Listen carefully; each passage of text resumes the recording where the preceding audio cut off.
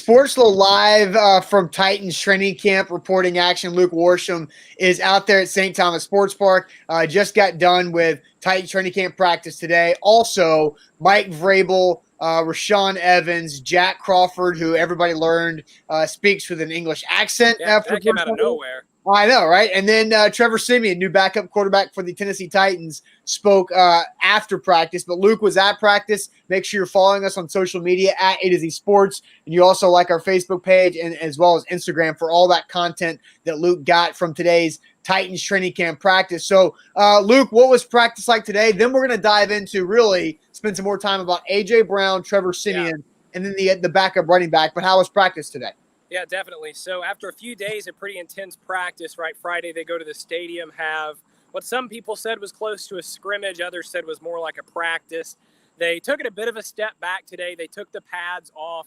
However, I will say from what I've seen in my life of non-padded practices, this was probably one of the more intense ones. You saw some hitting back and forth. There was still plenty to take away. This certainly was not walkthrough day for the Titans, even though the pads were off for the first time in a while.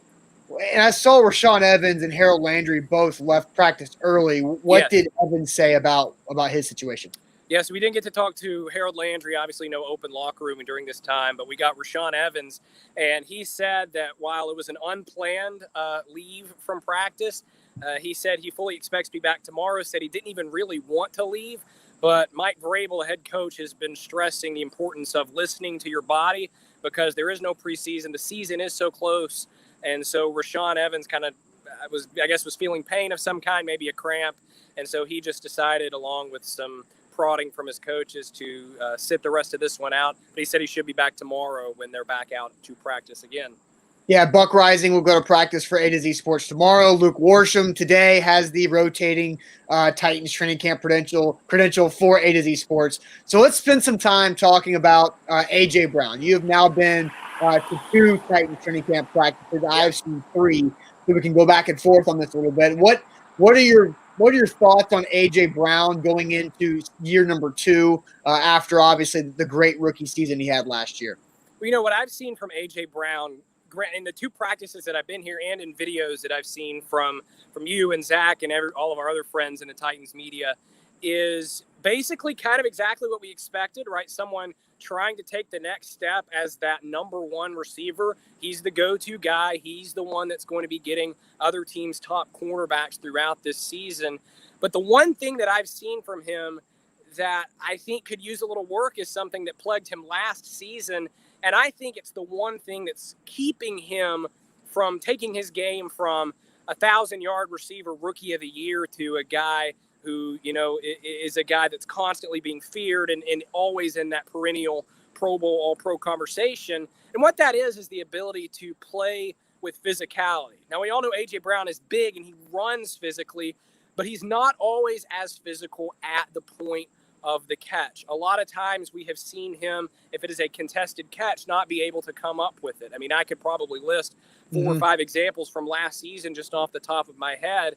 And so I think that's the next step for him. It's if he's open and he catches the ball, right, good luck to the defense. Right. The problem with A.J. Brown has been if he's not 3 or 4 feet away from if he's not social distanced from whoever's covering him, it's been a problem sometimes, and he's going to have to be able to play with physicality at the catch point to take his game to the next level.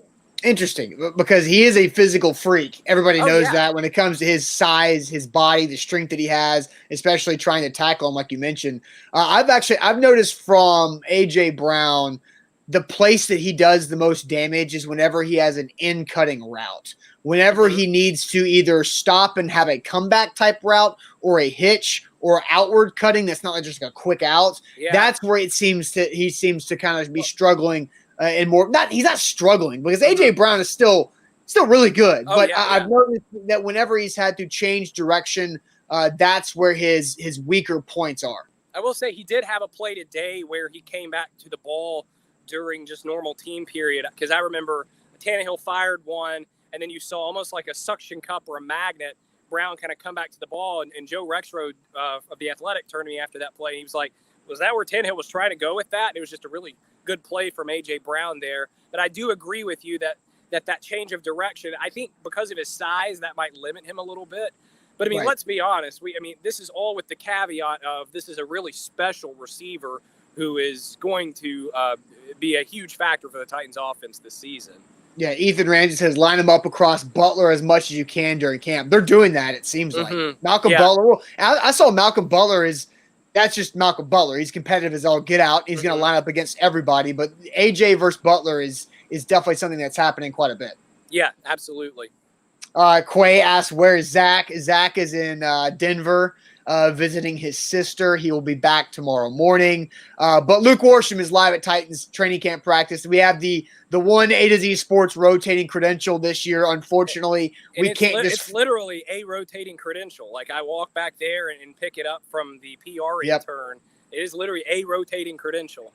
Yeah, we can't just flank every practice field and dominate with 4 people out there like we had the last couple of years. But Luke is out there today. Buck will be there tomorrow morning for Titans practice. Zach will go on Tuesday. Unfortunately, I believe I'm done. So we'll see how that goes. But, all right, Luke, so Trevor Siemian, I was there in Nissan Stadium Friday I believe Friday's practice was mostly a practice. I don't think there was much scrimmage about it.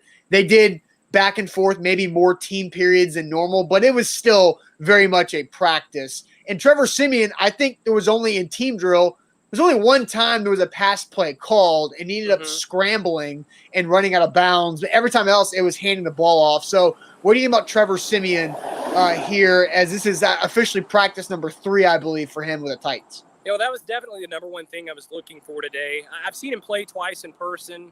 Once with the Vikings, they played the Titans in the preseason, once with Denver. But I just really wanted to get a look at him because I really like to do that with quarterbacks. And the early returns on Trevor Siemian today, who probably threw about 15 passes in total in practice today, weren't very good. A lot of wobbly balls. I mentioned Joe Rexroad earlier. A lot of times he kind of cringed and was like, geez. And we kind of looked at each other like, who was that to? He threw an interception to Kevin Byard in red zone period that, yeah, Kevin made a great break on the ball, but it just really wasn't a very good decision. And that's just kind of where the Titans are with this backup quarterback spot. And that's what I'm writing about for tomorrow morning is, Trevor Siemian may be better than Logan Woodside. He may turn out to be the backup quarterback they need, but they waited so late in the game to do this. I mean, Trevor Siemian, when we just got him on a Zoom call, said it's been like drinking out of a fire hose trying to learn a playbook when he's got 1 week left of training camp. So, good on the Titans for recognizing the problem with their backup quarterback spot this early into camp and going out, doing workouts and bringing in a veteran. But you have to wonder, and this is what I'm going to try to figure out and write about for tomorrow morning on A to Z Sports Nashville.com is, was it too little too late for the Titans? And I'm kind of leaning toward, yeah, it might have been. Well, and how much of Trevor Siemian's issues right now are thinking too much? And then or how much is that affecting his physical athletic ability to play the position? And can he catch up with that? Or is he just going to be very, very limited right now with his situation? It's a fair question. And I think that he deserves some benefit of the doubt by virtue of the fact that he's been here for 4 days now. That's not enough time to learn an entire NFL offense, even one that he just called quarterback friendly. So yeah, I think it is maybe a wait and see thing, but here's the reality of it is they've got 2 weeks until they're making final cuts when they had all off season if they wanted to bring in a veteran quarterback. And what did we hear over and over again? We heard the praises of Logan Woodside and Cole McDonald, and that clearly did not go according to plan. Cole McDonald lasted a week in the NFL, technically, if you really think about it. And so, it's very concerning. Now, obviously, you hope that Ryan Tannehill never gets hurt and off to the races and you're fine. But in that situation where, even if it's something minor and you just miss a game, you want a quarterback where it's not an automatic loss. And, as bad as Blaine Gabbert was, he had the ability to win you a game. Last year, they had a dream scenario with Mariota and Tannehill. And I think they might be taking a step down even further from the Blaine Gabbert days. They're probably closer now to Matt Castle than they were with Blaine Gabbert, I would think. Yeah, that's interesting to see how it plays out. Looking forward to reading what you have tomorrow. Quay asks, is practice open to the public? No, because of the coronavirus, no practice open to the public, and they've limited the media access because We only get one credential per media outlet to go out there. So Luke Warsham is out there today for A to Z Sports covering Titans training camp. Also, no locker room or no access directly to the players. So we only get who they provide us via Zoom. So Luke, you also mentioned backup running back is something you wanted to chat about here this afternoon. Everybody knows Derrick Henry is the beast. He's the king. He's the leading rusher. He's got the money, all that. Darrington Evans, third-round pick out of App State, rookie, who is getting a lot of reps because Derrick Henry has a light practice workload from what I've learned. As he should. I mean, I've been a proponent of that for years. If you have a star running back, their carries are limited anyway. Sit them out, let them play when the season starts. Exactly. But after Darrington Evans, I thought Dalen Dawkins was going to be somebody that could be fighting for that third running back spot, but they cut him last week. So what does it look like behind Darrington Evans? Because it's a pretty thin group. Well, we got a good look at that today because Darrington Evans got a maintenance day from practice. He wasn't out there today. And so we got a good look at some of the guys who are behind Henry. Now, I am going to have to ask you again, Austin. I asked you before we started and went live. How do you pronounce the name of number 20 on the Titans? Yes, that would be 20 on offense would be Sonoris Perry, running back. See, I wanted to call him Senorise, but or Seniorize, but Sonoris Perry got most of the opportunities today with Ryan Tannehill's group with Henry and Darrington Evans both out. So that may be something to watch. Potentially he has a chance to stick around because I do think that only keeping two running backs, if in terms of, if they only keep the fullback, Kari Blossingame, Henry, and Darrington Evans, it's a little thin, so maybe Perry has a chance to stick. But I will say that I did notice a lot of Kari Blossingame today. He got a lot of reps, not just at fullback, but at halfback as the actual running back. And Vrabel was asked in his Zoom conference by our friend Terry McCormick about Kari Blossingame and his versatility. And something Vrabel said that really kind of interested me was, he said, we like versatile players, and we see Kari as a guy that he's not just a lead blocker. He might get some carries for us this season. And so it makes you think, Kari Blossingame, who had plenty of carries and was a running back at Vanderbilt, is he the third guy? Is he going to be the fullback when everyone's healthy? Or if maybe something unfortunately happens to Henry or Evans, he can come in and carry the football as a halfback.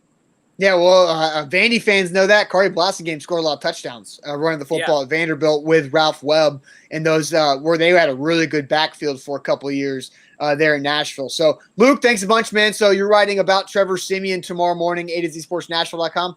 Yes. All right, man. Thanks for hopping on here. Good stuff. We'll talk to you later. All right. See everybody later.